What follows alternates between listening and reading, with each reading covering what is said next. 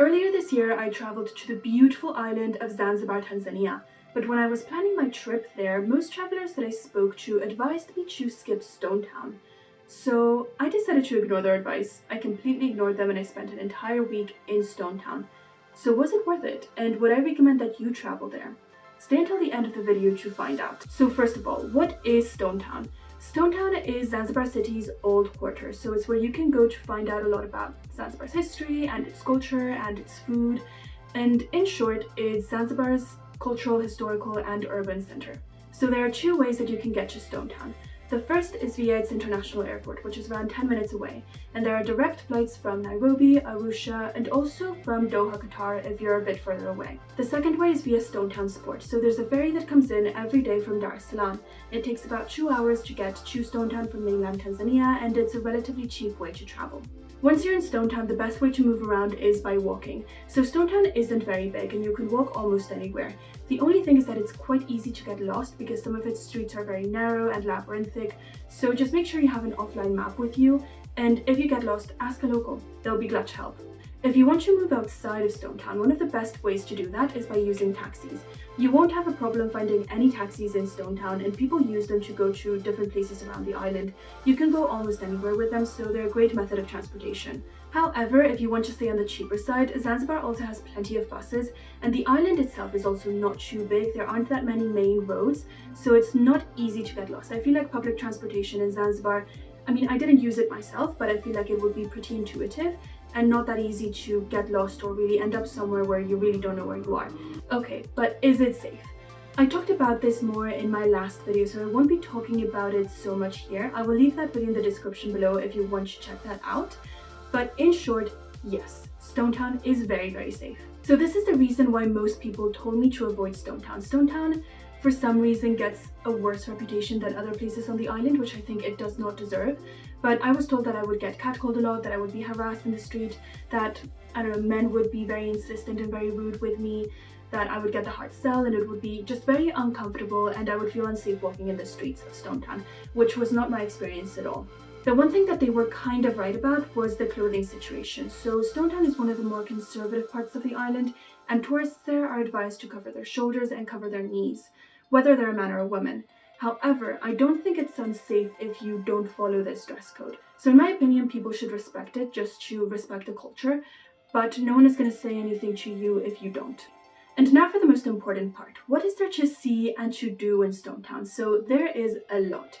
Like I said earlier, Stone Town is Zanzibar City's historical quarter, so there's definitely a lot of history. And let me give you a little bit of a summary. So Zanzibar was originally the home of the African Swahili people, so people from the continent who had settled on the island. Swahili merchants then operated as brokers for traders in East Africa and in the Indian Ocean world, specifically for India, Persia, and Arabia. Then in the 16th century, the Portuguese did a lot of expeditions in the Indian Ocean, and in 1503, Zanzibar came under the Portuguese Empire. That changed in 1698 when Zanzibar became part of the Sultanate of Oman, and in 1832, the capital of the Sultanate was moved from Muscat in the Arabian Peninsula to Stone Town. But then in 1890, Zanzibar became a British protectorate. The protectorate ended in 1963, and for the first time in centuries, Zanzibar was truly independent. In 1964, Tanganyika, which was mainland Tanzania, and Zanzibar united to form the United Republic of Tanzania. And that is where we find ourselves today. So one of my favorite ways of seeing all of these influences and all of this history come into play is by looking at Stone Town's architecture. So Stone Town's architecture is just to die for, and one of its main features is its doors. So Stone Town's doors are completely unique. There are not two doors that are alike in the entire world. The craftsmen who carved them did so always with their owner in mind. They designed them based on the owner's occupation, their religion, and their social status.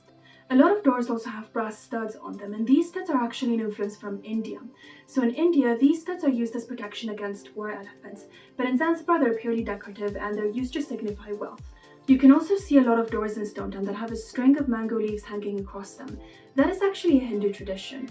So the idea is that when someone goes into the household and under the mango leaves will make sure that any negative spirits or negative ideas will stay outside the household. Balconies are also another very prominent feature of Stone Town's architecture.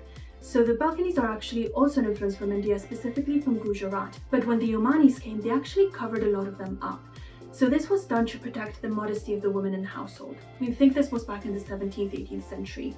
Now there's two types of balconies in Stone Town, the so-called Indian balconies and the so-called Muslim balconies. Of course, with so much cultural influence from many different places around the world, there's also a lot of religious influence. So there are many religious buildings and places of worship in Stone Town that are definitely worth seeing. So for example, there's a Hindu temple, plenty of mosques, and a Catholic and Anglican cathedral. There are other notable buildings in Stone Town such as the Stone Town Fort, which was built by the Omanis, and the House of Wonders, which is currently under repair. So when it comes to museums, the most famous one is the Freddie Mercury Museum, because in case you didn't know, the legend Freddie Mercury was actually born in Zanzibar. But there's another museum that I really recommend that you go to, and that is the Old Slave Market Museum.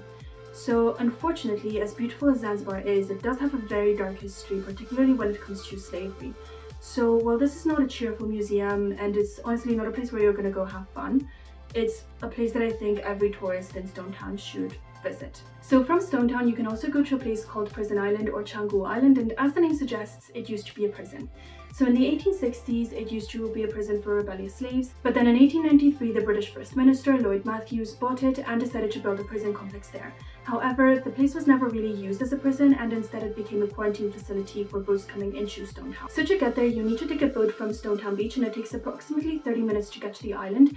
It's definitely very beautiful, surrounded by these crystal clear blue waters, and the snorkeling around the island is great, by the way. I highly recommend you do this if you can. So there's obviously a lot of culture and history to see on the island, but Prison Island is actually now much more famous for its Aldabra giant tortoises. So these tortoises were a gift from the British governor of the Seychelles. However, they ended up being moved to Prison Island because they used to get stolen very frequently. And the incredible thing is that these animals can live to hundreds of years old. So the oldest one is 197 years old, and it's actually one of the original tortoises that was gifted by the governor. Another place that you can go to is the Nakubenda Sandbank. So you can also get there by boat, and it's just this wonderful white sand beach with turquoise waters just all around it, and it's a great place for a barbecue and just to spend the day on the beach. If you're staying in Stone Town for a longer period of time like I did, you can also book excursions from Stone Town and go to other parts of the island. So for example, I went to Meba Island, I went to Jozani Forest, and I also did a spice tour.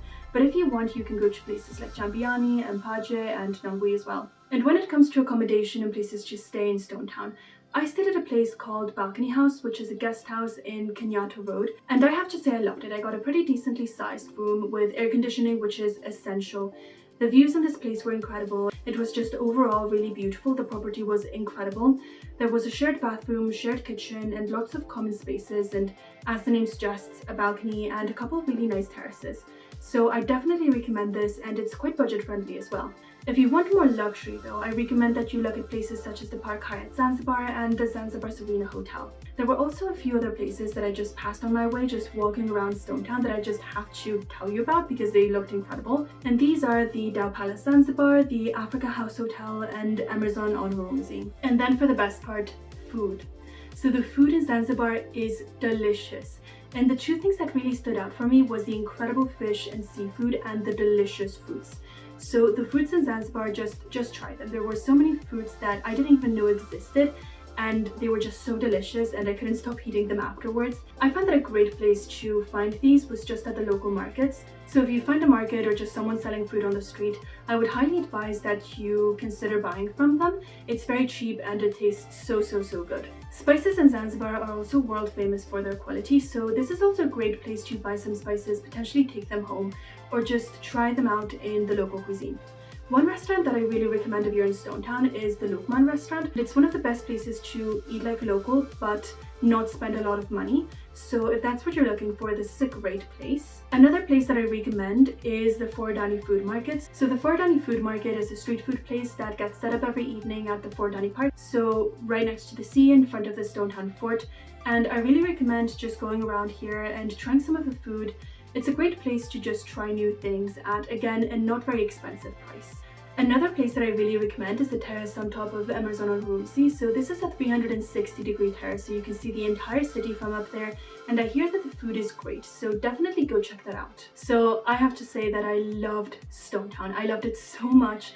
I loved the vibes, I loved the streets and the history and the culture, and how incredibly friendly everyone was. Everyone was so nice and so hospitable.